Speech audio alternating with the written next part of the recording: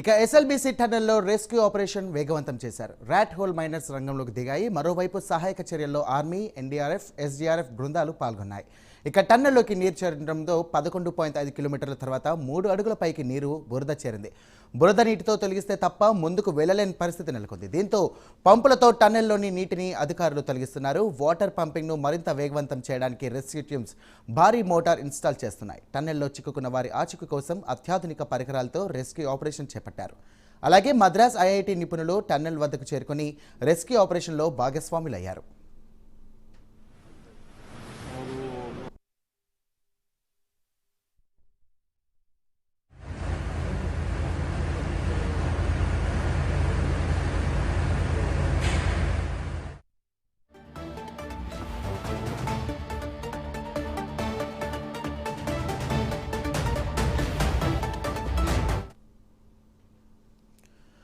మరోవైపు SLBC tunnel ప్రమాదంలో చిక్కుకున్న వారి వివరాలు యాజమాన్యం అధికారికంగా వెల్లడించింది. వీరిలో 2 ఇంజనీర్లు, 2 మిషన్ ఆపరేటర్స్, 4 కార్మికులు ఉన్నట్లు పేర్కొన్నారు. ఎస్ఎల్బీసీ టన్నెల్లో చిక్కుకున్న వారిలో పంజాబ్కు చెందిన గుర్మిత్ సింగ్, కాశ్మీర్కు చెందిన సన్నీ సింగ్, యూపీకి చెందిన శ్రీనివాసులు, మనోజ్, జార్ఖండ్కు చెందిన సందీప్, సంతోష్, అనుజ్ సాహు, జట్కా హరీన్ ఉన్నారు. ఈ ప్రమాదంలో జరిగి 3 రోజులు గడుస్తున్నా ఇప్పటికీ వీరి దొరక్కపోగా సహాయక చర్యలు ముమ్మరంగా సాగుతున్నాయి.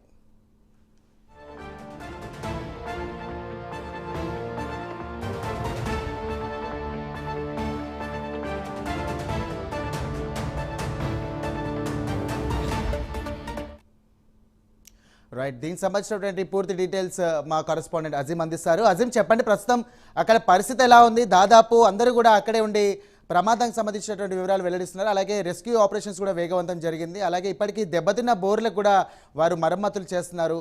అలాగే ఐఐటికి సంబంధించినటువంటి నిపుణులు కూడా అక్కడే ఉన్నారు. ఎలాంటి ఇన్ఫర్మేషన్ ఉంది ప్రస్తుతం మన దగ్గర? అయితే ఎస్ఎల్బీసీ దగ్గర ఏదైతే సహాయక చర్యలు చాలా వేగవంతం అయ్యాయని మనం చాలా స్పష్టంగా చెప్పుకోవచ్చు. ఎందుకంటే ఇప్పటికే 50 గంటలు దాటిపోయింది. ఏదైతే ఎస్ఎల్బీసీ సొరంగం కింద చిక్కున్న 8 మంది కోసం ఏదైతే వారిని కాపాడే ప్రయత్నం చేస్తున్నారో ఇప్పటికి దీనికి సంబంధించి 5-6 టీంలు కూడా రావడం కూడా జరిగింది. ఎన్డీఆర్ఎఫ్, ఎస్ఆర్డీఎఫ్, సింగరేణి రెస్క్యూ టీం కావచ్చు, అలాగే హైడ్రాక్ సంబంధించిన టీము, ఆర్మీ, ఇలా అనేక ఏదైతే బృందాలు కూడా వచ్చి ఏదైతే వారిని రక్షించే ప్రయత్నం ఇప్పటికే చేస్తున్నాయి. దీనికి సంబంధించి మంత్రులు, అలాగే సీఎం రేవంత్ రెడ్డి అందరూ కూడా అక్కడ ఉన్నటువంటి జిల్లాకు సంబంధించిన అధికారులు అందరూ కూడా అక్కడే ఉండి పూర్తి స్థాయిలో ఆ ఘటనకు సంబంధించి లోపల వారిని ఎలాగైనా సరే బయటికి తీస్తారనే ఉద్దేశంతో వాళ్ళు ఇప్పటికే తీవ్రమైన ప్రయత్నాలు చేస్తున్నారు. హైయెస్ట్ ఎక్విప్మెంట్ అంటే టెక్నాలజీకి సంబంధించినటువంటి ఎక్విప్మెంట్స్ ని కూడా వాడుతున్నారు. మెయిన్ వాటర్ ని ఫస్ట్ తొలగించడానికి ఆ బోర్లకు సంబంధించినటువంటి రిపేర్స్ కొన్ని వచ్చాయి. లోపల మిషన్ సంబంధించినటువంటి రిపేర్స్ కూడా కొన్ని వచ్చాయి. సో దానికి మరమ్మతులు కూడా చేశారు. అవన్నీ కూడా ఓకే అయ్యాయి.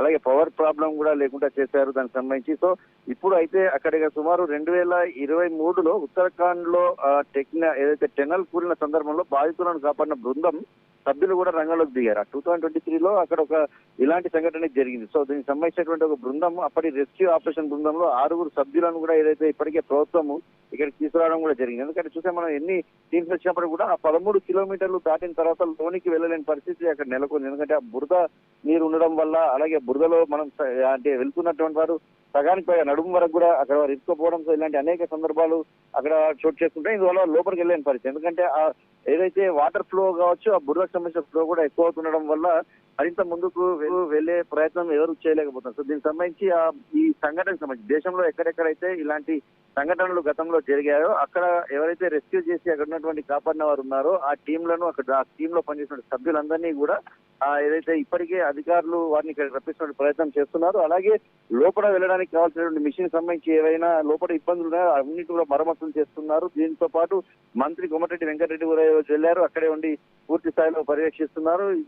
మొన్న ఉత్తమ్ కుమార్ రెడ్డి, అలాగే జూపల్లి కృష్ణారావు టెన్నెల్ లోపలికి కూడా వెళ్లి సుమారు 6 గంటల పాటు టెన్నెల్లోనే ఉండి సహాయక చర్యలు ఎలా జరుగుతున్నాయని చెప్పి పరీక్షించడం కూడా జరిగింది. దీనికి సంబంధించి ఇప్పటికే అటు కేంద్రం నుంచి ప్రధాని మోడీ కావచ్చు, ఇటు సీఎం రేవంత్ రెడ్డి, అలాగే రాహుల్ గాంధీ కూడా ఎప్పటికప్పుడు అడిగి తెలుసుకుంటున్న పరిస్థితి కనిపిస్తుంది. రేవంత్ రెడ్డి ఇటు ఎన్నికల ప్రచారాలు ఉన్నప్పటికీ కూడా అసలు ఇక్కడ ఏం జరుగుతుంది, సహాయక చర్యలు ఎంతవరకు వచ్చాయి, ఏ బృందాలు వచ్చాయి, మరి దీనికి సంబంధించిన అప్డేట్స్ ఏంటి అనేది ఎప్పటికప్పుడు అక్కడ జిల్లా అధికారుల కలెక్టర్ కావచ్చు, ఎస్పీ కావచ్చు, అలాగే మంత్రులకు సంబంధించిన వాటిని కూడా ఫోన్ చేసి అడిగి తెలుసుకునే ప్రయత్నం చేస్తున్నారు. ఏం చేయగలుగుతాం, ఇంకా ఏమేమి చేయొచ్చు, ఎవరితో మాట్లాడాల్సిన అవసరం ఉంది, ఇలాంటి అనేక అనేక కోణాల్లో కూడా వాళ్ళు చూస్తున్నారు. సో హైయెస్ట్ టెక్నాలజీని కూడా వాడే ప్రయత్నం చేస్తున్నారు, టెక్నాలజీ సంబంధించిన ఎక్విప్మెంట్ ని కూడా తెప్పించే ప్రయత్నం చేస్తున్నారు. అయితే సుమారు ఇప్పటికే మనకు తెలుసు సుమారు 2.5 days దాటిపోయింది. అయితే మరొక 1.5 day పట్టే అవకాశాలు ఉన్నట్టు మాత్రం అక్కడ కొంత చర్చించుకున్నట్టు మనకు తెలుస్తుంది. సో ఆ 1.5 day లో అయినా సరే లోపల ఉన్న వారిని ఖచ్చితంగా 8 మందిని తీసుకురావాలి, ప్రాణాలతో కాపాడాలని చెప్పి ప్రయత్నం చేస్తున్నారు. దీనికి సంబంధించి ఆక్సిజన్ ని కూడా అంటే వారికి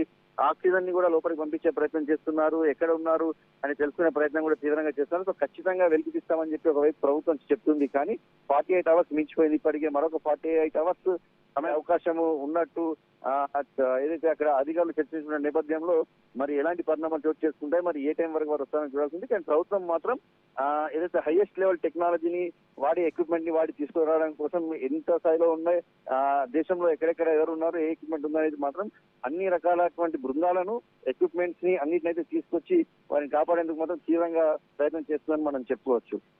థ్యాంక్ యూ అజీం.